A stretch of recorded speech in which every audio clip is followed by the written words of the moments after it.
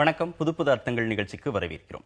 இன்றைய நிகழ்ச்சியில் பாரதிய ஜனதா கட்சியின் திரு நாராயணன் அவர்களும் விடுதலை சிறுத்தைகள் கட்சியின் திரு ரவிக்குமார் அவர்களும் பங்கேற்கிறாங்க. வணக்கம். எய்ம்ஸ் டாக்டர்களை வைத்து உளவு பார்க்கும் அவசியம் பாஜகவுக்கு இல்லை அப்படின்னு தமிழிசை சவுந்தரராஜன் சொல்லியிருக்கிறாங்க. இது போன்ற ஒரு கொடூரமான சிந்தனை பாஜகவுக்கு இல்லை அப்படின்னு சொல்லியிருக்கிறாங்க. திருமாவளவன் வைத்த குற்றச்சாட்டுக்கு தான் அவங்க பதில் சொல்லியிருக்கிறாங்க. என்ன குற்றச்சாட்டு வைக்கிறீங்க பாரதிய ஜனதா மீது? என்ன குற்றச்சாட்டு? இல்லை, இது முழுக்கவே ஒரு தவறான தகவல் அடிப்படையில் அவங்களுடைய கருத்து வெளிப்பட்டிருக்கு. ஏன்னா எய்ம்ஸ் டாக்டர்களை வைத்து உளவு பார்ப்பதாக எங்கள் தலைவர் எங்கேயுமே குறிப்பிடலை. எய்ம்ஸ் மருத்துவமனை மருத்துவர்கள் வெளியில் ஒரு தனியார் மருத்துவமனையில் போய் பார்க்குறதுக்கு, மருத்துவம் பார்ப்பதற்கு அவங்க அனுமதி பெறணும்.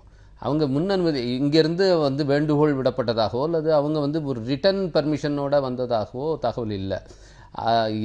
எதை குறிப்பிட்டு அவர் வலியுறுத்தி சொல்ல முற்பட்டார்னா, தமிழ்நாட்டிலேயே ஸ்டான்லி மெடிக்கல் காலேஜ் இருக்குது, இங்கே உலக புகழ்பெற்ற வெள்ளூரில் சிஎம்சி இருக்குது. இவங்க இந்த மருத்துவமனைகளிலே எய்ம்ஸ் டாக்டர் வந்தாங்களே, அதே ஸ்பெஷலிஸ்டுகள் இங்கேயே நமக்கு அவைலபிளாக இருக்காங்க. முதலமைச்சர் அவர்களுக்கு உடல்நலம் பாதிக்கப்பட்டதுமே உடனடியாக தமிழக அரசு என்ன பண்ணியிருக்குன்னா, இங்கே இருக்கிற மருத்துவ வல்லுநர்கள் கொண்ட ஒரு குழு அமைச்சிருக்கணும். அவங்களுக்கு அதில் என்னென்னா, அதில் உங்கள் சீக்ரெசி மெயின்டைன் பண்ணுறதுக்கு காட்டின அளவுக்கு முக்கியத்துவத்தை மருத்துவத்துக்கு கொடுக்கறதுக்கு காட்டலையோ அப்படிங்கிற ஒரு ஐயம் பொதுமக்கள் மத்தியில் இருக்கு. இப்போ நீங்கள் சொல்கிறதுல ரெண்டு விதமாக புரிஞ்சுக்க முடியுது. ஒன்று, தமிழக அரசு இதெல்லாம் செஞ்சுருக்கணும், மருத்துவ குழு அமைச்சிருக்கணும் அப்படிங்கிறது ஒரு ஆங்கிள். இன்னொன்று, எய்ம்ஸ் டாக்டர்களை ஏன் மத்திய அரசு அனுப்பிச்சு அப்படிங்கிறது வேற ஆங்கிள். ரெண்டுமே வேற வேற அரசு மீதான குற்றச்சாட்டு. ஆமாம், அதில் உளவு பார்க்க அனுப்புனாங்க அப்படிங்கிற மாதிரி எங்கேயுமே அவர் குறிப்பிடல. அதுதான் இவங்களுக்கு எல்லாம் ஒரு அமைச்சர் பொன் ராதாகிருஷ்ணன் அவர்களும் கூட நேற்று கடுமையாக அதை விமர்சித்து சொல்லியிருக்காங்க. இது ஒரு தவறான தகவல் அடிப்படையில் இவங்க கருத்து சொல்கிறாங்க. உளவு பார்ப்பதற்காக அனுப்புனாங்க அப்படிங்கிற. ஏன்னா மத்திய அரசு ஒரு தகவலை தெரிஞ்சுக்கணுங்கிறதுக்கு மருத்துவர்களை அனுப்பி தான் தகவலை தெரிஞ்சுக்கணும் அவசியமே இல்லை. அவங்களுக்கு எத்தனையோ சேனல் இருக்குது. அதனால அது மாதிரியான ஒரு கருத்தை யாரும் சொல்ல போறதில்லை. இல்லை, அதில் என்ன நீங்கள் இப்போ என்ன சொல்லியிருக்கீங்கன்னா, தனியார் மருத்துவமனையில் சிகிச்சை பெறும் முதல்வரை காண்பதற்கு இந்திய அரசின் கட்டுப்பாட்டில் இயங்கும் எய்ம்ஸ் மருத்துவமனையின் மருத்துவர்கள் எப்படி வந்தார்கள் என்ற கேள்வி எழுகிறது. தனியார் மருத்துவமனை நிர்வாகத்தின் அதிகாரப்பூர்வமான வேண்டுகோள் இன்றி அரசு மருத்துவர்கள் தனியார் மருத்துவமனை அளிக்கும் சிகிச்சை நடவடிக்கைகளில் தலையிடக்கூடாது. அத்தகைய வேண்டுகோள் ஏதுமின்றி மைய அரசு வலுக்கட்டாயமாக எய்ம்ஸ் மருத்துவர்களை அப்பல்லோவுக்கு அனுப்பி வைத்ததாக தெரிய வருகிறது. மோடி அரசின் இத்தகைய நடவடிக்கைகள் பல்வேறு ஐயங்களை எழுப்புகிறது. அந்த ஐயங்கள் என்னன்னு கேட்குறேன். உங்களுக்கு எழும்பக்கூடிய அந்த ஐயங்கள், நீங்கள் எழுப்பக்கூடிய ஐயங்கள் என்ன? இப்போ என்ன பிரச்சனைன்னா, நீங்கள் ஆன் ரிக்வஸ்ட் இங்கேருந்து ஒன்று தமிழக அரசுட்டேருந்து போயிருக்கணும், அல்லது அந்த அப்பல்லோ மருத்துவமனையிலேருந்து ஒரு ரிக்வஸ்ட் போயிருக்கணும். அப்படியான ரிக்வஸ்ட் எதுவும் வைக்கப்பட்டதா? ஏன்னா நம்ம ஊடகங்களில் பார்க்குறோம், அப்படியான எந்த செய்தியுமே இல்லை. எய்ம்ஸ் டாக்டர் வந்தாங்கங்கிறது அப்பல்லோவுடைய புல்லட்டின்லேருந்து தான் நம்ம தெரிஞ்சுக்கிறோம். அங்கே அவங்களுக்கு ஒரு ரிட்டன் பர்மிஷனோடு அவங்க வந்தாங்கன்னா, ஏன்னா இதுக்கான ஃபார்மாலிட்டிஸ் இருக்குது.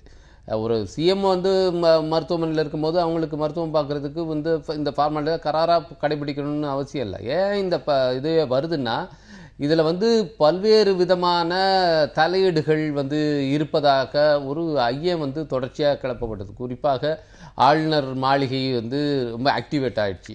எல்லாருமே நட்பின் அடிப்படையில் போய் சந்திக்கிறேன்னு சொல்லிட்டு வந்து பேட்டி கொடுத்ததுங்கிறதும், பல பேர் அது மாதிரியான ஆக்டிவிட்டி, குறிப்பாக மத்திய அமைச்சர்கள் உடனடியாக ஆளுநரை போய் சந்திக்கிறது, இதெல்லாம் வரும்போது இங்கே இது மாதிரியான ஐயம் ஊடகங்களாலும் பல தலப்பராலும் கிளப்பப்படும் போது, வைகோ போய் பார்க்குறாரு, திருநாவுக்கரசர் போய் பார்க்குறாரு.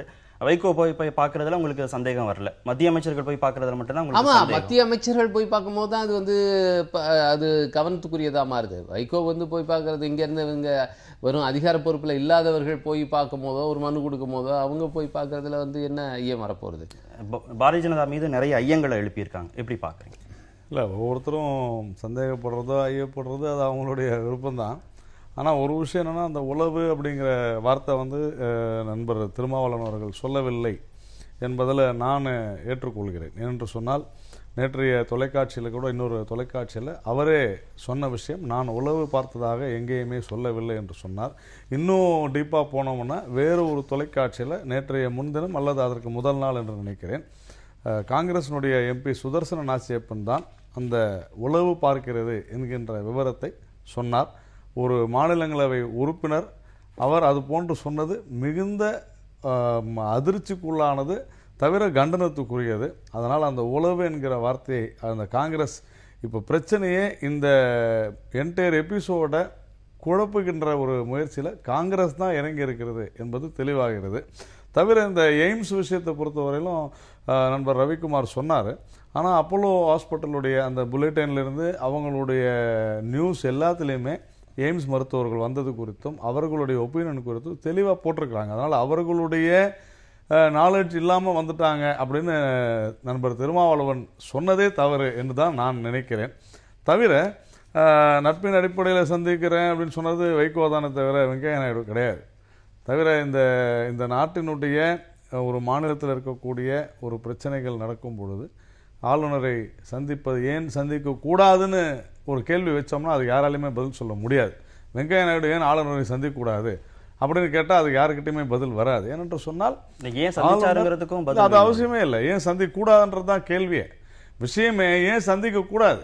இன்னைக்கு இந்த மாதிரியான ஒரு சூழ்நிலை இருக்கும்பொழுது இதை தொடர்ந்து, அதாவது நம்முடைய தமிழக முதல்வர் அவர்கள் உடல்நலம் பெற்று திரும்ப வேண்டும் என்கின்ற அந்த ஒரே ஒரு நோக்கம்தான் நம்மிடையே இருக்க வேண்டுமே தவிர ஏன் சந்திக்க கூடாது அப்படின்னு நீங்க சொல்றது புரிஞ்சுக்க முடியுது. சரி, அரசியல் ரீதியாக நிர்வாக ரீதியாக மிகப்பெரிய பொறுப்புகள் இருக்கிறவங்களுடைய 2 சந்திப்பை நீங்க வெளிப்படுத்த வேண்டியது அரசோட கடமை. இல்ல அரசனுடைய கடமை நீங்க சொன்ன மாதிரி விளக்கம் சொல்றாங்க, ரீதியான சந்திப்புன்னு விளக்கம் சொல்றாங்க. ஏன்னா அவங்க அரசியல் ரீதியான பொறுப்புகள்ல இல்ல.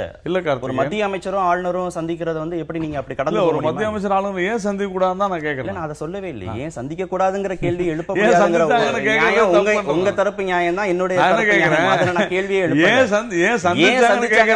விளக்கத்தை சொல்லலாம். தாராளமா அவங்க சந்திக்கலாம்.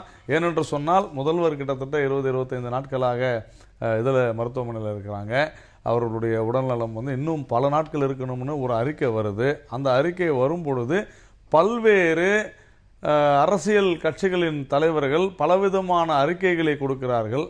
அப்போ உதாரணத்திற்கு நண்பர் திருமாவளவன் கூட இந்த ஒரு இடைக்காலமான ஒரு ஏற்பாடு வேண்டும் என்று கான்ஸ்டியூஷன்ல இல்லாத விஷயத்தெல்லாம் கூட பேசினாங்க. அப்போ நம்முடைய மத்திய அமைச்சர் வெங்கையா நாயுடு அவர்கள் ஆளுநரை சந்தித்து இது குறித்து விவாதித்தால் கூட தவறு இல்லைன்னு அது தவறு கிடையாது. ஏன்னா மத்திய அரசுக்கா இருந்தாலும் சரி, ஆளுநருக்கா இருந்தாலும் சரி, அரசியலமைப்பு சட்ட விதிகளுக்கு உட்பட்டு அவங்க ஆற்ற வேண்டிய கடமைகள் இருக்கு. அதுவும் குறிப்பா ஒரு மாநில அரசனுடைய முதலமைச்சர் அவர்கள் உடல்நலம் பாதிக்கப்பட்டு இப்படியான ஒரு நிலையில எந்த முடிவும் எடுக்க முடியாத ஒரு சூழல் இருக்கும்போது மத்திய அரசோ ஆளுநரோ செய்ய வேண்டிய சில கடமைகள் இருக்கு சட்டத்துக்கு உட்பட்டு. அந்த கடமைகள் வெளிப்படைத்தன்மையோட ஒரு டிரான்ஸ்பரண்டா செய்யப்பட வேணும். அதுதான் எல்லாரும் எதிர்பார்க்கறது.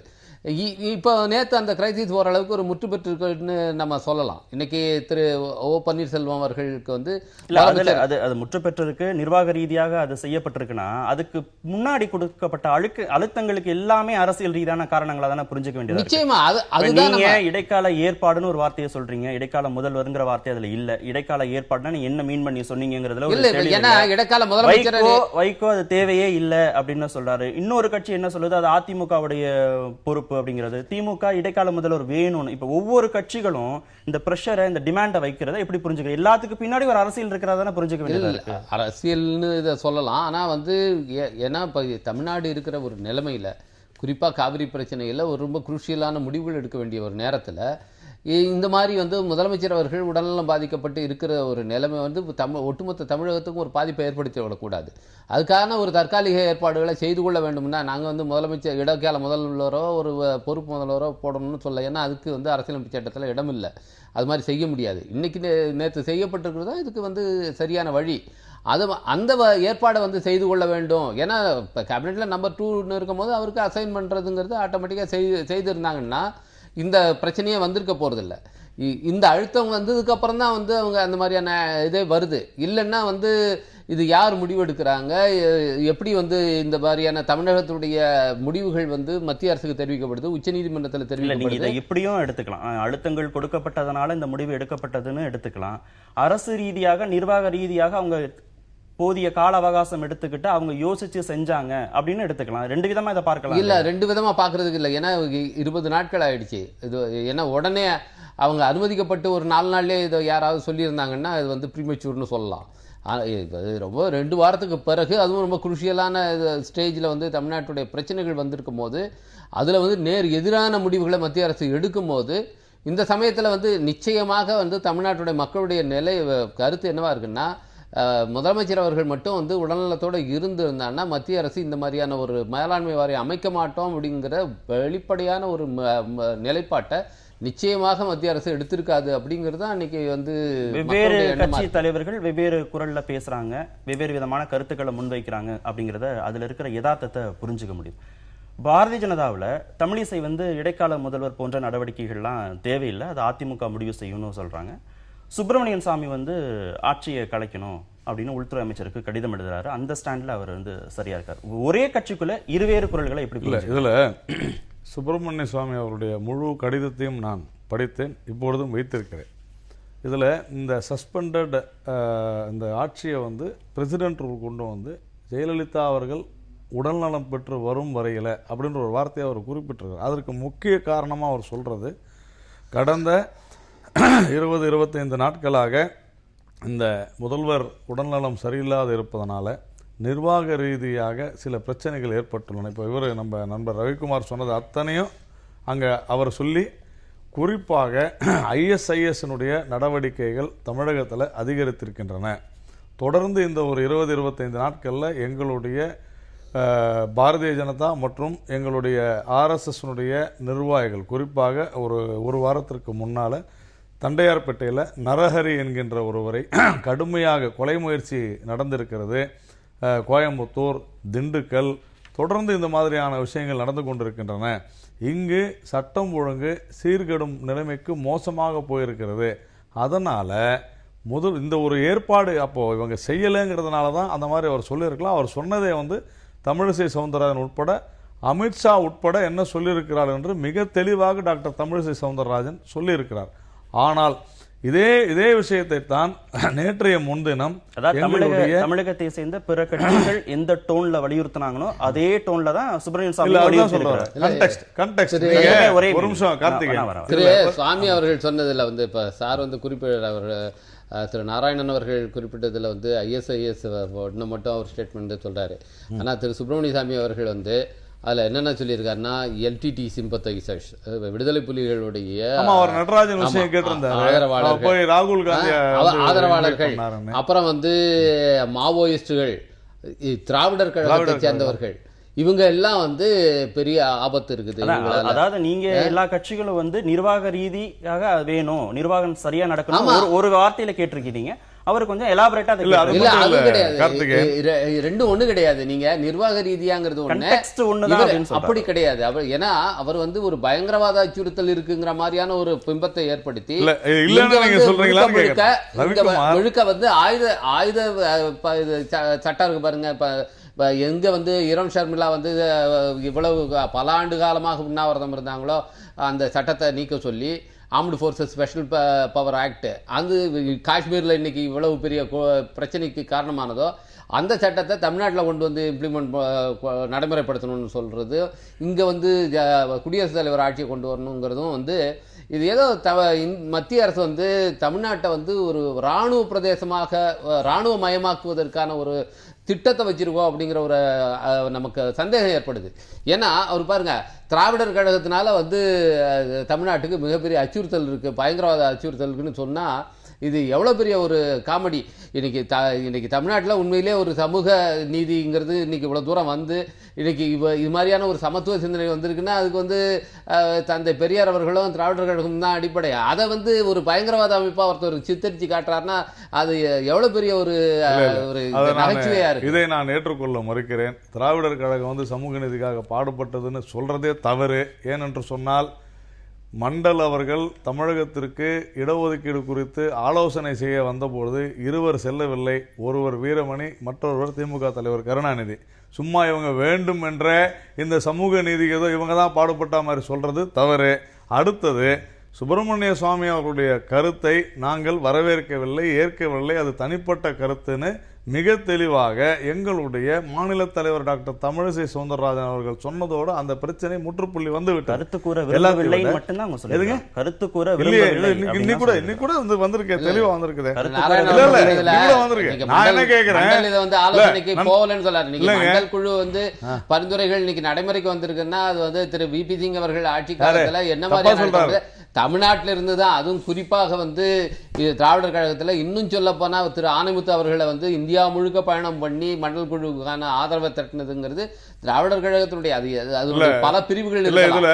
ஆனா அதுதான் அவங்க முன்னெடுப்பு தான் வந்து இதுக்கு முதன்மையான காரணம்.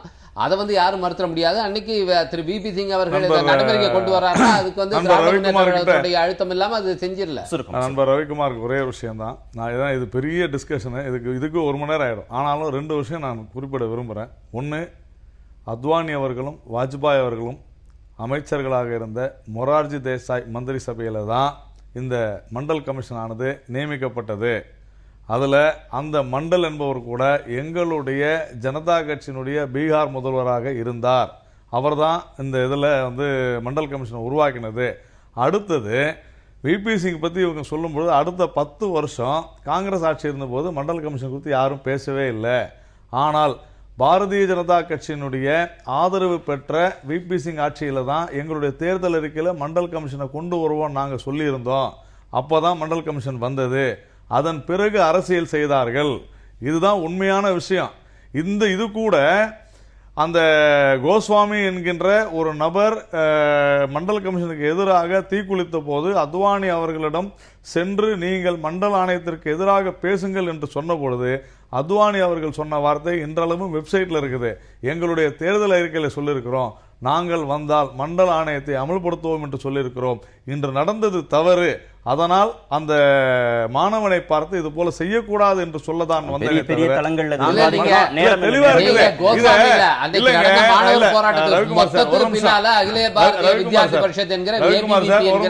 பாரதிய ஜனதா கட்சியுடைய மாணவர் அமைப்பு தான் இருந்தது.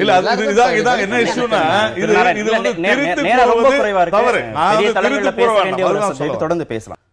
பிரதமருக்கு விடுமுறையே கிடையாது அப்படின்னு மத்திய அரசு தகவல் சொல்லியிருக்கிறாங்க. தகவல் அறிவு உரிமை சட்டத்தின் கீழ் கேட்கப்பட்ட கேள்விக்கு அவங்க இவ்வாறு சொல்லியிருக்கிறாங்க. எப்படி எடுத்துக்கிறது இந்த செய்தி? இல்லை, இது வந்து டெக்னிக்கலான ஒரு விஷயம். வந்து விடுமுறையே கிடையாதுன்னு சொல்கிறது இவங்களுக்கும் இப்போ நீங்கள் காவல்துறையில் இருக்கிறவங்களுக்கு ஷிஃப்ட்டு மெத்தடு கிடையாது அப்படின்னு சொல்கிறதுனாலேயே அவங்க எல்லோரும் 24 மணி நேரம் வேலை பார்த்துட்ருக்காங்கன்னு அர்த்தம் கிடையாது. அதுக்கு விடுமுறைங்கிறது வந்து டெக்னிக்கலாக இல்லை அப்படின்னு அவங்க சொல்கிறாங்க. ஆனால் அவங்க வந்து ஓய்வு எடுத்துக்கிறது இல்லையா அல்லது விடுமுறை எடுத்துக்கிறது இல்லையா அப்படிங்கிறது ஏன்னா இதுக்கு முந்தி இந்த பிரதமர்கள் வந்து விடுமுறை எடுத்திருக்காங்களா அதுக்கான தகவலை கொடுங்கன்னா அது மாதிரி ரெக்கார்டாக இல்லை அப்படிங்கிறாங்க. அவங்க இது வந்து ஒரு வெறும் டெக்னிக்கலான ஒரு விஷயமே தவிர அவங்க 24 மணி நேரமும் அப்படியே மக்கள் பணியில் இருக்காங்கன்னு அதுக்கு பொருள் இல்லை. ஏன்னா இப்போ நம்முடைய பிரதமரை பொறுத்த அளவில் அவர் வந்து பணியில் இருக்கிறாரோ இல்லையா, அட்லீஸ்ட் இந்தியாவிலேயாவது இருக்கணும் அப்படிங்கிறது தான் மக்களுடைய எதிர்பார்ப்பாக இருக்குது. ஏன்னா அவர் பதவியேற்ற காலத்திலேருந்து இந்தியாவில் இருந்ததை விட அயல்நாடுகளில் இருந்தது தான் மிக அதிகமாக இருக்குங்கிறது ஊடகங்கள் இல்லாமல் பிரதமர் அவர்கள் இந்தியா விஜயம்னு சொல்லி பழைய முதல்ல காலங்களில் கார்ட்டூன் போட்ட மாதிரி இப்போ சொல்ல வேண்டிய ஒரு நிலை தான் இருக்குது. ஏன்னா நம்முடைய பிரதமர் அவர்கள் இன்னைக்கு வந்து அயல்நாட்டு பயணங்களுக்கு ரொம்ப வந்து அயல்நாட்டு பயணங்களுக்கும் இந்திய பணிக்காக போறாரு, இந்தியாவுக்காக போறாரு. இந்த பணிகள் அங்கே செய்யதானே செய்யறாரு. இல்லை, அது அப்படிதான் ஓய்வுன்னு நம்ம கருத முடியல. இல்லை, அது ஓய்வுன்னு நம்ம சொல்லலை. ஏன்னா அவர் அயல்நாட்டு பணிகளை மேற்கொண்டு வந்து இந்தியாவோட பிரச்சனையை தான் பேசுகிறாரு. அங்கேயும் போய் அங்கே இருக்கிற அயல்நாடு வாழ் இந்தியர்கள் மத்தியிலையும் போய் நீங்கள் இங்கே வந்து முதலீடு பண்ணுங்கன்னு கேட்குறாரு. அதெல்லாம் யாரும் மறுப்பு இல்லை. ஆனால் இந்தியாவில் இருந்து கூட அதெல்லாம் செய்ய முடியும். இன்றைக்கி வந்து இன்ஃபர்மேஷன் டெக்னாலஜி வந்து ரொம்ப அதிகமாக போயிட்டுருக்க நேரத்தில் இது நீங்கள் ஒவ்வொரு நாடாக தினம் போய் தான் வந்து அங்கே சொல்லணுன்னு அவசியம் இல்லை. அது வந்து அவருடைய சுதந்திரம், அவருடைய உரிமை, இதில் வந்து நம்ம ஒன்றும் சொல்ல முடியாது. ஆனால் பொதுவாக இந்தியாவில் இருந்து பணியாற்றுறது வேணும் அப்படின்னு சொல்கிற அளவுக்கு விமர்சனம் வர்ற அளவுக்கு அயல்நாட்டு பயணங்களை அதிகம் மேற்கொண்டவராக நம்முடைய பிரதமர் மோடி அவர்கள் இன்னைக்கு இருக்கிறார். எனவே அவர் வந்து ஓய்வு ஒழிச்சல் இல்லாமல் வந்து பணியாற்றுறாருன்னு சொன்னால் உண்மையிலே வரவேற்கத்தக்கது தான். ஒரு இந்திய நாட்டுடைய எவ்வளோ பெரிய நாடு, எவ்வளோ பெரிய மக்கள் தொகை, இந்த மக்களுக்கு இருக்கிற பிரச்சனைகளுக்கெல்லாம் தன்னுடைய வாழ்நாள் முழுவதையும் அவர் வந்து செலவழிக்கிறார் ஒருத்தவர்னா அது ரொம்ப பாராட்டத்தக்கது தான். ஆனால் யதார்த்தம் அப்படி இருக்கா அப்படின்னு டெக்னிக்கலாக வந்து சொல்லப்படுற ஒரு செய்தி தானே தவிர யதார்த்தம் அப்படி இருக்கா அப்படின்னு நம்ம பார்க்க வேண்டியிருக்கு. யதார்த்தத்தில் வந்து பிரதமர்கள் எல்லோருமே இப்படி தான் இருந்தாங்களா அப்படிங்கிறத நம்ம இப்போ இருக்கிற பிரதமர் மட்டும் இல்லை, நம்மளை தொடர்ந்து பார்த்தீங்கன்னா அந்த பிரதமர்கள்லாம் அப்படி தான் இருந்தாங்களா அப்படின்னு திரு ராஜீவ்காந்தியாக இருந்தாலும் சரி, அதுக்கு பிறகு வந்து குறுகிய காலமே இருந்த தேவகவுடாவாக இருந்தாலும் சரி, அல்லது மற்ற பிரதமர் 10 ஆண்டு காலம் இருந்த மன்மோகன் சிங்காக இருந்தாலும் சரி, அவங்க எல்லாமே வந்து 24 மணி நேரமும் மக்கள் பணிகளே வந்து கவனிச்சாங்களா அப்படிங்கிற கேள்வி வருது. அப்படி வந்து யாரும் கவனிச்சிக்கிட்டு இருக்கிற மாதிரி தெரியல. ஏன்னா அது அப்படி பார்த்துருந்தாங்கன்னா பல பிரச்சனைகள் வந்து எவ்வளோ சீக்கிரம் தீர்க்கப்பட்டிருக்கும். இன்றைக்கி தமிழ்நாடு தொடர்பான பிரச்சனைகள்லேயே நம்ம பிரதமர் மோடி அவர்கள் தலையிடணும், அவர் கவனம் செலுத்தணும் அப்படின்ட்டு எத்தனை நம்ம கதெல்லாம் கத்திட்டு இருக்கோம், ஊடகங்கள் எல்லாமே சொல்லிட்டு இருக்காங்க. இது வரைக்கும் அவர் வந்து அதை பற்றி ஒன்றுமே சொல்லலைங்களே. அப்போ அவர் வந்து அவர் விடுமுறை இருக்காரா இல்லையாங்கிறதெல்லாம் பிரச்சனை. அவர் வந்து 24 மணி நேரமும் இதை பார்க்குறாரா, என்ன நீங்க வந்து நிறைய பிரச்சனைகளை தீர்த்திருக்க முடியும் அப்படிங்கிற பிரச்சனை என்னன்னா, இங்க வந்து பிரதமர் மோடி அப்படிங்கிறது தான். தொடர்ந்து நரேந்திர தாமோதரதாஸ் மோடி மீது இருக்கக்கூடிய ஒரு காழ்ப்புணர்ச்சியை நாம் தொடர்ந்து பார்த்து கொண்டிருக்கிறோம் கடந்த 2.5 வருடங்களாக. இதில் வந்து இந்த வெளிநாட்டுக்கு வந்து போகிறதுன்றது ரொம்ப ஒரு சரியான தமிழில் சொல்லணும்னா நக்கலாக பேசுகிறது, இதெல்லாம் தமிழ்நாட்டில் அவ்வளோ சுதந்திரமாக எல்லாரும் பேச துவங்கி இருக்கிறாங்க. ரெண்டாவது, அவருடைய வெளிநாட்டு பயணங்களின் காரணமாகத்தான் இன்றைக்கு அனைத்து நாடுகளுடன் நட்போடு நாம் இருக்கிறோம். அதன் மூலமாக எவ்வளவு மூலதனங்கள் இங்கே வந்திருக்கிறது என்பது உட்பட தொடர்ந்து புள்ளி விவரங்களை நாம் மட்டுமல்ல ஊடகங்களும் வெளியிட்டு கொண்டிருக்கின்றன. அதனால் இன்றைக்கி வந்து இந்த மின்சாரம் குறித்த அவருடைய அந்த கனவு நனவாகி கொண்டிருக்கிறது என்பதை நண்பர் ரவிக்குமார் போன்ற நன்கு அறிந்தவர்கள் உணர வேண்டும். கிட்டத்தட்ட 16,000 கிராமங்களுக்கு மின்சாரம் கொடுத்திருக்கிறோம். தமிழகத்தில் 70% மின்சாரம் வந்து மத்திய தொகுப்பிலிருந்து வருகிறது. இது எல்லாமே பிரதமருடைய வெளிநாட்டு பயணங்கள் சம்பந்த தொடர்புடையவைதான் என்பதை நண்பர் ரவிக்குமார் அவர்கள் உணர்ந்து புரிந்து கொண்டு பேசுவது சரியாக மின்சாரம் வந்து தமிழகத்துக்கு கொடுக்கப்படுறதுக்கும் நம்முடைய பிரதமர் வெளிநாட்டு பயணம் போக இன்னொன்னு அமைதியா இருந்தேன். 70% அவருடைய ஒப்பந்தங்கள் மின்சாரம் யுரேனியம் தொடர்புடையவை. தொடர்ந்து நம்முடைய நாட்டினுடைய வளர்ச்சிக்காக, இன்வெஸ்ட்மெண்ட்டுக்காக, அவர் மேற்கொண்டிருக்கிற நல்ல உறவுகளுக்காக மேற்கொண்டிருக்கிற பயணங்கள் குறித்து இது நம்ம இராணுவத்தை சந்தேகப்படுறது, பிரதமரை வந்து இஷ்டத்துக்கு பேசுறது, இது எல்லாமே சுதந்திர இந்தியாவில் இவ்வளவு சுதந்திரமாக யார் வேணாலும் பேசக்கூடிய ஒரு சூழ்நிலையை இன்னைக்கு நாம உருவாக்கி அப்படிதாங்க. இது வரைக்கும் பேசுனது இல்ல. இன்னைக்கு வெளிப்படையா இருக்கிறதுனால கார்த்திகேயன் என்ன ஆகுதுன்னா, ஒரு ஊடகங்கள்ல கூட பார்த்தோம், விவாதங்கள்லாம் நடக்குது. கடைசியில முடிக்கும் போது சொல்லுவாங்க, பிரதமர் மன்மோகன் சிங்குடைய முதல் வருட சுற்றுப்பயணத்திற்கும் மோடி அவருடைய சுற்றுப்பயணத்துக்கும் என்ன வித்தியாசம்னா 10 நாள் அப்படின்னு சொல்லுவாங்க. அது வந்து ரொம்ப அமைதியா இருக்கும். பிரச்சனை காட்டு கத்தலா கத்துறோம் நாங்க. இந்த காட்டு கத்தல் தான் பிரச்சனையே. உணர்ச்சி வசப்பட்டு பேசுறது தான் ப்ராப்ளம். காவேரி இஷ்யூ அவர் நாங்க காட்டு கத்தல ஏன் காட்டு கத்தலா கத்துறீங்க? உணருங்க. காவேரி பத்தி இன்னும் விரிவா பேசுறதுனால நான் சொல்றேன். நான் காவேரி பத்தி நீங்க காட்டு கத்தலா கத்தாதீங்கன்ற, நீங்க ஏன் காட்டு கத்தலா கத்துறீங்க? உங்களுக்கு தான் கருத்து சுதந்திரம் இருக்குது. பாயிண்ட் மட்டும் பேசுங்க. காட்டு கத்தல் தேவையில்லை. யுரேனியம் தொடர்பான ஒப்பந்தம் அப்படின்னு சொல்லி சொன்னாரு. அந்த யுரேனியம் தொடர்பான ஒப்பந்தங்கள் இருக்கு பாருங்க, அணு உலைகளுக்கான ஒப்பந்தங்கிறது வந்து காங்கிரஸ் அடிச்சு விட்டுல இவங்க இன்னும் வேகமா போறாங்கிறது வந்து இன்றைக்கு பெரும்பாலான நாடுகள்ல கைவிடப்பட்ட ஒரு அதை கொண்டாந்து எங்க போறதா ரவிக்குமார் கேட்டோம்னா அது ஒரு குடிமகன்.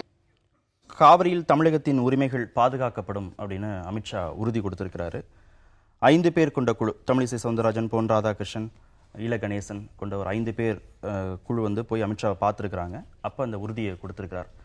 உறுதி கொடுக்குற இடத்துல அமித்ஷா இருக்கிறாரா? என்ன உறுதி கொடுத்திருக்கிறாரு? கொடுத்த உறுதியில் அவரால் நிலையா இருக்க முடியும்? இதில் என்னன்னா, பாரதிய ஜனதா கட்சி ஆளும் கட்சியாக இருப்பதனாலும், அதே போல ஒரு தேசிய கட்சி 2 மாநிலத்திலும் அவர்களுடைய நிலை அந்தந்த மாநிலத்துக்கு சாதகமாக இருப்பதனாலும் தொடர்ந்து இந்த அரசாங்கமானது சட்ட ரீதியாகத்தான் இதை அணுக வேண்டும். எப்படி தமிழக அரசு நினைக்கிறதோ அதே போன்ற ஒரு கொள்கையைத்தான் மத்திய அரசும் கடைபிடிக்கிறது. ஒன்று.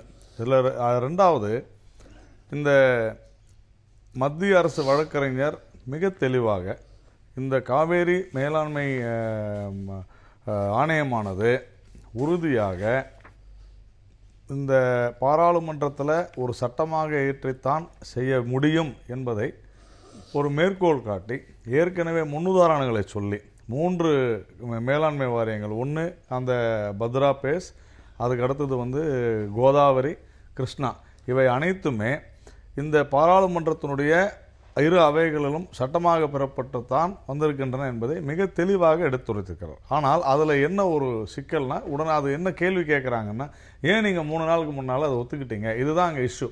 அதை அங்கேயே ஒரு தெளிவுபடுத்துகிற ப்ராப்ளமே இங்கே எல்லாருமே அந்த ஒரு வரி ஒரு லைனை வச்சுக்கிட்டே தான் பேசுகிறாங்க. அந்த அஃபிடவிட்டில் தெளிவாக மென்ஷன் பண்ணுறார், நீங்கள் அன்றைக்கு எனக்கு உத்தரவிடும் போது நான் ஒப்புக்கொண்டேன், ஆனால் ஒரு நல்லெண்ண அடிப்படையில் போனஃபைடு நான் ஒப்புக்கொண்டேன், ஆனால் இதை நாங்கள் கலந்து ஆலோசிக்கும் போதுதான் இவை அனைத்துமே பாராளுமன்றத்தின் மூலமாக சட்டமாக முடிவு செய்யப்பட்டுத்தான் செய்ய வேண்டும் என்பதை நாங்கள் அறிந்தோம். ஒரே ஒரு என்ன கேள்வினா, நீங்க ஒத்துக்காம இது குறித்து ஆலோசிப்பதற்கு எங்களுக்கு கால அவகாசம் வேணும். ஆமா, இல்ல சார், அந்த மாதிரி ஒரு ஸ்டேட்மெண்ட்டையும் இல்ல. நீங்க சொல்றது என்னன்னா, அத அவர் கோர்ட்ல சொல்றாரு, நீங்க அன்னைக்கு சொல்லும் போது இன்ஸ்டன்டா நான் ஒத்துக்கிட்டேன், அது தப்பு தான், அவசியம் இல்லை. இல்லங்க, அவசியம் இல்ல, அதுதான் தப்புன்னு அவர் சொல்றாரு. இந்திய அரசு வழக்கறிஞர் ரோத்தகி தெளிவா போனஃபைடு, நான் அந்த அபிடவிட் பாருங்க, கிட்டத்தட்ட ஒரு 12 பேஜ் அபிடவிட், தெளிவா சொல்றாரு, போனஃபைடு நான் ஒத்துக்கிட்டேன், ஆனால் அது குறித்து நாங்கள் விவாதிக்கும் போது இந்த மாதிரி இருக்குது அப்படின்னு இதை விட தெளிவா அதை கோர்ட்டு ஏத்துக்குது. மறுநாள் இப்ப விஷயமே அதையெல்லாம் மறந்துட்டாங்க, அன்னைக்கு சொன்னதான் பேசிக்கிட்டு இருக்காங்க. ஒண்ணு, கோர்ட்டு மறுநாள் அதே போல 2 ஜட்ஜ் பெஞ்ச் நீங்க விசாரிக்கிறீங்க, இதை பத்தி சொல்றீங்க, ஆனா 18ஆம் தேதி 3 ஜட்ஜ் பெஞ்ச் ஆல்ரெடி இந்த மூல வழக்கு காவேரி மேலாண்மை வாரியம் அமைப்பது குறித்த வழக்கு 3 ஜட்ஜ் பெஞ்சில் வரப்போகுது.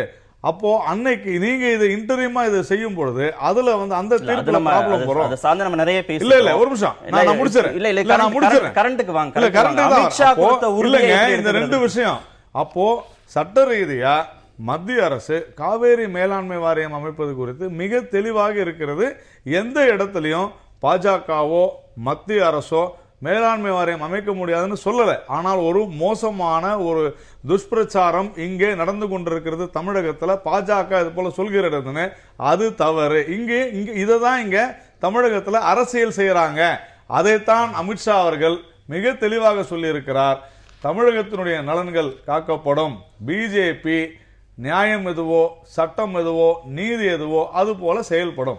இதுல நீங்க ரொம்ப எல்லாருக்கும் தெரிஞ்சதுங்க, நீங்க ஒரு தினசரி நாளேடு படிக்கிற ஒவ்வொரு தமிழ்நாட்டை சேர்ந்த ஒவ்வொருத்தருக்கும் தெரியும், இதுல மத்திய அரசு மிகப்பெரிய துரோகத்தை தமிழ்நாட்டுக்கு நீங்க உங்களுடைய கருத்து அது. ஆனா என்னன்னா, நீங்க இப்ப இந்த விவாதத்திலே பாருங்க, 14ஆம் தேதி உச்சநீதிமன்றம் ஒரு ஆணை பிறப்பிக்குது, இவ்வளவு கண்ணாடி நீங்க கொடுங்கன்னு.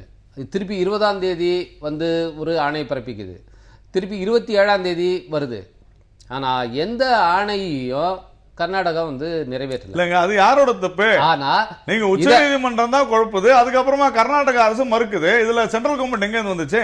இல்ல பிஜேபி எங்க வந்துச்சு? நான் சொல்ல வரேன், இதுல நீதிமன்ற அவமதிப்பு அப்படிங்கிற ஒரு விஷயமே இதுல உச்ச நீதிமன்றம் என்ன பண்ணுதுன்னா, அப்பப்போ அந்த பிரச்சனையை தீர்த்துறதுக்காக ஒரு அதிரடியாக சில கருத்துக்களை சொல்ற மாதிரி சொல்லிட்டு மேலாண்மை வாரியம் அமைக்கணும் அப்படிங்கிற இதுவே திரு பாலினாரிமன் அவர்கள் கர்நாடகாவுடைய கவுன்சில் அவர் என்ன சொல்றாருன்னா, நீங்க நடுவர் மன்ற இறுதி தீர்ப்பின் அடிப்படையில் உங்களுக்கு அதிகாரம் இல்லைன்னு சொல்லி இவங்க நீதிமன்றத்தை வாய மூட பாக்குறாரு.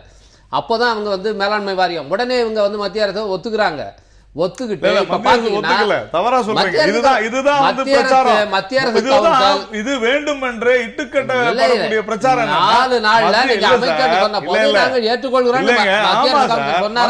வழக்கறிஞர் சொல்லிட்டு அதை மட்டும் சொல்றீங்களே, மறுநாள் என்ன சொல்றாரு கோர்ட்ல, அதை கோர்ட் ஏத்துக்கிச்சா இல்லையா? நல்லெண்ணத்தின் அடிப்படையில நான் ஏத்துக்கிட்டேன். ஆனால் நான் என்ன கேட்கிறேன், அப்படியே நாங்க இதை அமைக்கிறோம் சொல்லியிருந்தா கூட இதே ரவிக்குமார் போன்றவர்கள், விடுதலை சிறுத்தை அமைப்பை சேர்ந்தவர்கள் இந்த அரசு சட்ட ரீதியாக அதை உருவாக்கவில்லை. வேண்டுமென்றே இது ஒரு வீக்கான ஒரு வாரியமா கொண்டு வந்து தமிழக மக்களை வஞ்சித்து விட்டதுன்னு இவர்கள் நாக்கில் நரம்பில்லாமல் பேசியிருப்பார்கள். நிச்சயமாக இப்ப நீங்க பாத்தீங்கன்னா நடுவர்மன்ற இறுதி தீர்ப்பு 2 அவைகளிலும் வைக்கப்பட்டது. அதற்கு பிறகு அரசிதழில் வெளியிடப்பட்டிருக்கு. திருப்பி வந்து ஒரு லெஜிஸ்லேட்டிவ் ப்ராசஸ் வந்து இதுக்கு தேவையே இல்ல.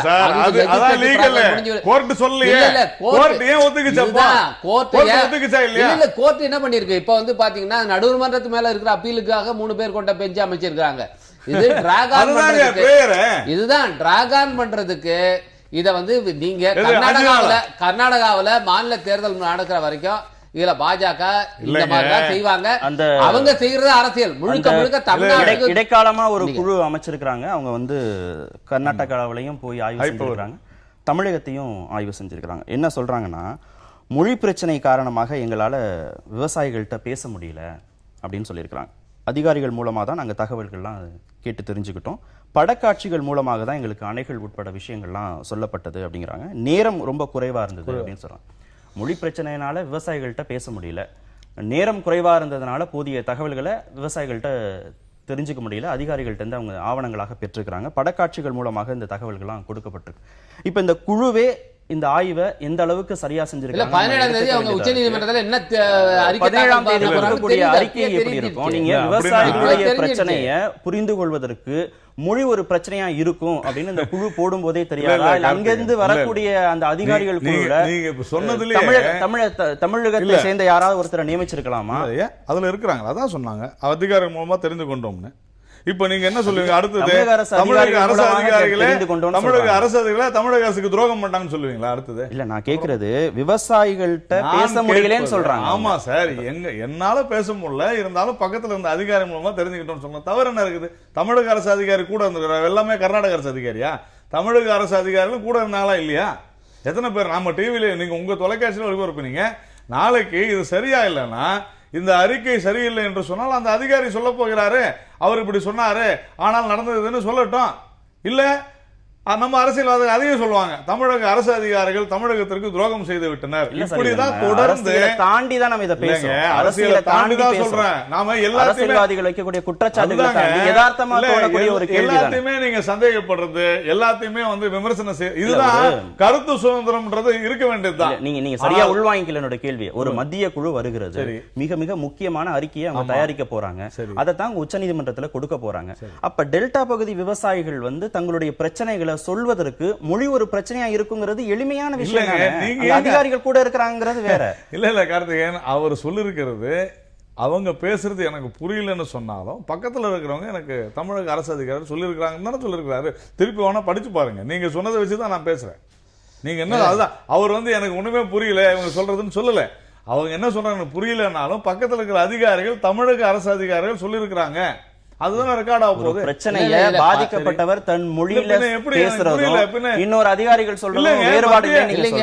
மத்திய அரசு அதிகாரிக்கு இந்தியா சுதந்திரம் அடைஞ்சதிலிருந்து தமிழ்நாட்டு மக்கள் பேசுறதோ தமிழக அரசு பேசுறதோ மத்திய அரசுக்கு புரியுறதே இல்ல. இதுதான் நடந்துகிட்டு இருக்கு. இது காங்கிரஸ் ஆட்சியா இருந்தாலும் பாஜக ஆட்சியாக இருந்தாலும் தமிழகத்துக்கு தமிழக மக்களுடைய பேச்சு அவங்களுக்கு புரியுறது இல்ல. கர்நாடகாவுல மத்திய அரசுக்கு புரியுற மாதிரி தமிழகத்துக்கு பேச தெரியல.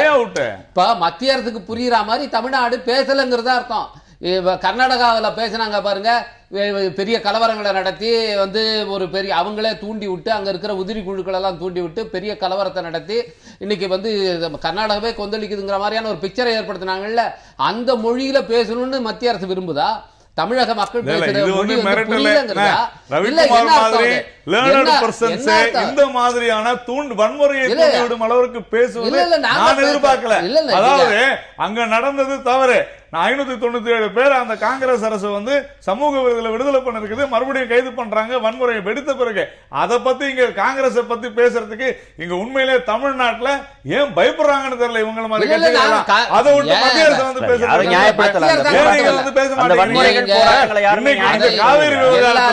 காவிரி விவகாரத்துல திருமாவளவன் அவருடைய கட்சி சார்ந்த ரவிக்குமார் உட்பட காங்கிரஸ் மீது ஒரு சாஃப்ட் கார்னர் எப்பொழுதுமே தான் அது மாதிரி பேசிட்டு இருக்காங்க. நாங்க என்ன இதுதான், சொல்லப்போனா- இதை நான் நேரடியாகவே சொல்றேன். சரி, அது பதில் மிகப்பெரிய சொல்றேன் தவறு. பதில் சொல்றேன். அப்படி ஒரு soft corner இருக்கான்னு நாங்க பதில் சொல்றேன். கர்நாடக அரசை ஆதரிச்சு இங்க இருந்து யாருமே பேசவும் முடியாது. அது அப்படி காங்கிரஸ் பேசுறதுங்கிறது இது வரும்போது இல்ல, இல்ல, கர்நாடக அரசு இல்ல, காங்கிரஸ் இப்ப கூட சொல்ல மாட்டேங்கிறாங்க பாருங்க. காங்கிரஸ் நாங்க என்ன சொல்ல போனாங்க, நீங்க சொல்ல போனா பாரதிய ஜனதா கட்சி விமர்சிக்கிறதை விட காங்கிரஸ் ஆட்சியை நாங்க அதிகமா விமர்சிக்கிறவர்கள். இல்ல அதுல வந்து நாங்க இப்படி சாஃப்ட் கார்னர்லாம் வந்து அப்படி பார்க்கல. இந்த பிரச்சனையை பொறுத்தளவுல தமிழ்நாட்டு நலன்கள் வந்து தொடர்ந்து புறக்கணிக்கப்படுது, தொடர்ந்து தமிழகம் வஞ்சிக்கப்படுகிறது. இது வந்து இன்னைக்கு நேத்து இல்ல, எல்லா தொடர்ச்சியான எல்லா ஆட்சியும் அப்போ நான் என்ன சொல்றேன், ஏங்க, 15 வருஷம், மத்திய அரசு 15 வருடங்கள் தொடர்ச்சியாக தமிழ்நாட்டில் இருக்கக்கூடிய ஒரு மிகப்பெரிய கட்சி நம்ம நிகழ்ச்சியோட 20 நிமிடங்கள்ல இருக்கும். வகிச்சிருக்கு. எப்படி புறக்கணிச்சதா சொல்றீங்க? நிகழ்ச்சியோட 20 நிமிடங்கள் இருக்கும். இன்னொரு கேள்வி, அனைத்து கட்சி கூட்டத்தை கூட்டுவதற்கு திமுக ஏற்பாடு செய்திருக்கிறது. தமிழிசை என்ன கருத்து சொல்றாங்கன்னா, இப்ப இது தேவையில்லை, அவங்க ஆட்சி பொறுப்பில் இருக்கிற போது எத்தனை முறை கூட்டினார்கள் அப்படின்னு கேள்வி கேட்கிறாங்க. திருநாவுக்கரசர் உண்ணாவிரதம் இருக்கிறாரு, அவர் ஆட்சி பொறுப்பில் இருக்கிற போது அவர் எத்தனை தடவை வந்து அவர் உண்ணாவிரதம் இருந்தாங்க. இதே மாதிரி திமுகவும் காங்கிரஸும் ஆட்சி பொறுப்பில் இருக்கும்போது செய்யலன்னு அந்த குற்றச்சாட்டுகளை மீண்டும் மீண்டும் சொல்லி இந்த அனைத்து கட்சி கூட்டத்தை பாரதிய ஜனதா புறக்கணிக்க முயற்சி செய்கிறதா? அந்த துணி இதுல வெளிப்படுகிறதா? இல்ல கலந்துக்க மாட்டீங்களா நீங்க? இதுல விஷயம் என்னன்னா, இந்த நீதிமன்றத்துக்கு வரத்துக்கு முன்னால அந்த அனைத்து கட்சி கூட்ட வேண்டும் என்று இதே டாக்டர் தமிழிசை அவர்கள் சொல்லிக் கொண்டிருந்தார்கள், எங்களுடைய கட்சி சொல்லிக் கொண்டிருந்தது. ஆனா இப்போ 17ஆம் தேதி இந்த வழக்கு பூரா 17ஆம் தேதி விசாரிக்கப்பட இருக்கிற அந்த நேரத்துல வேண்டுமென்றே குழப்பத்தை ஏற்படுவதற்காகத்தான் காங்கிரஸ் செய்து கொண்டிருக்கு. 15ஆம் தேதி இப்ப தேவையில்லை. அந்த ஒரு போராட்டம் என்பது 15ஆம் தேதி தேவையில்லை. ஏனென்று சொன்னால் உச்சநீதிமன்றம் சொன்னதன் அடிப்படையில் வேலைகள் நடந்து கொண்டிருக்கின்றன. அந்த அந்த அந்த அந்த 17-18 என்ன நடக்குதுன்றதை பார்த்துட்டு அதுக்கப்புறமா முடிவு பண்ணலாம். ஆனால் இங்கே ஒரு பதட்டத்தை உருவாக்க கர்நாடகாவில் உச்ச நீதிமன்றத்தில் வழக்கு நிலுவையில் இருக்கிற போது அனைத்து கட்சி கூட்டம் கூட்டப்படுகிறது. பாரதிய ஜனதாவும் அதுல கலந்துக்கிறது. அங்க நீங்க தான் வந்து நடுவர் மன்ற தீர்ப்பு அரசு இதழில் வெளியிட்டீங்கன்னு சொல்லி பிஜேபி வந்து காங்கிரஸ் மேல எந்த குற்றச்சாட்டும் சொல்லல. நீங்க ஆட்சி பொறுப்புல இருந்திருக்க போது இந்த பிரச்சனையை முன்னுக்கு கொண்டு வந்ததெல்லாம் அவங்க பேசல. அதாவது கர்நாடகா வந்து அவங்களுடைய நிலை வேறு, இங்க அப்படி கிடையாது. தமிழகத்தை பொறுத்தவரையில நீதி, நியாயம், சட்டம் உட்பட எல்லாமே நம்ம பக்கம் தான் இருக்குதுன்றது எல்லாருக்குமே தெரியும். இதுதான விஷயம். இப்போ அனைத்து கட்சி கூட்டத்துக்கான தேவை இல்லை அப்படிங்கறத எப்படி புரிஞ்சுக்கிறது? இல்ல, அனைத்து கட்சி கூட்டத்தை தொடர்ந்து தமிழக அரசு கூட்டணுங்கிறத நாங்க தொடர்ந்து அரசு கூட்டணும். அரசு கூட்டலன்னா எதிர்கட்சியாவது அது முன்முயற்சி எடுக்கணும்னு எங்க தலைவர் வந்து அறிக்கை கொடுத்தாரு 1 மாதத்துக்கு முன்பே. ஆனா அப்போ வந்து திமுக அதுக்கான முன்முயற்சிகள் எதையும் எடுக்கல. ஆனால் இப்போ எடுக்க போகிறதா சொன்னாங்க. அதையும் அவர் சொல்லியிருக்காரு, ஒரு காலந்தாழ்த்த ஒரு முயற்சி இருந்தாலும் கூட அப்படி அவர்கள் முயற்சி மேற்கொண்டால் நாங்கள் அதில் பங்கேற்போம்னு தான் எங்கள் தலைவர் நேற்று வந்து பத்து ஊடகங்களுக்கு சொல்லியிருக்காரு. ஏன்னா இன்னைக்கு வந்து இந்த பிரச்சனை வந்து ஒரு கைவிட்ட நிலைக்கு போயிடுச்சுன்னு சொல்லிட முடியாது. நம்ம தொடர்ச்சியாக இந்த பிரச்சனையை வந்து நம்ம ஃபாலோ பண்ண வேண்டியிருக்கு. இந்த சமயத்திலும் கூட இங்கே இருக்கிற தமிழ்நாட்டில் இருக்கிற எல்லா கட்சிகளும் ஒருமித்த குரலில் வந்து பேசணும். இன்னைக்கு காங்கிரஸ் 15ஆம் தேதி மேற்கொள்கிற உண்ணாவிரதம் தேவையில்லை அப்படின்னு திரு நாராயணன் அவர்கள் சொல்கிறார். அப்படி சொல்ல முடியாது. நீங்கள் ஆட்சியில் இருக்கிறீங்க, அதனால் உங்கள் இங்கேருந்து மாநில குழு போய் அமித்ஷாவை பார்க்குறாங்க. ஆட்சியில் இல்லாதவங்க இது மாதிரியான நம்ம போராட்ட முறைகளில் தான் தங்களுடைய குரலை வந்து மத்திய அரசு ஒலிக்க முடியும். எனவே இது தேவையில்லை, அது தேவையில்லை. இன்னைக்கு 17-18 நாங்கள் வந்து ரயில் மறியல் போராட்டம் வச்சிருக்கோம். இது தேவையில்லைன்னு நம்ம சொல்ல முடியாது. தொடர்ச்சியான அழுத்தங்கள் தேவை. அதுல வந்து ஒருமித்த குரல்ல வந்து நான் பாரதிய ஜனதா கட்சியும் கேட்டுக்கிறேன், திரு நாராயணன் அவர்கள் சொல்லணும். எங்க கர்நாடகாவில் எப்படி நீங்க வந்து அங்க ஒன்றுபட்டு நிற்கிறீங்களோ காங்கிரஸோட, இங்கேயும் ஒருமித்த குரல்ல, அதுவும் குறிப்பாக வஞ்சிக்கப்பட்ட மாநிலம் தமிழ்நாடு, நம்முடைய நீர் உரிமைகளை காப்பாற்றுறதுக்கு, நதிநீர் உரிமைகளை காப்பாற்றுறதுக்கு பாரதிய ஜனதா கட்சி இதுல ஒருமித்த நிற்கணும். மாநில நலன் சார்ந்தா எல்லாருமே இருக்கிறோம்.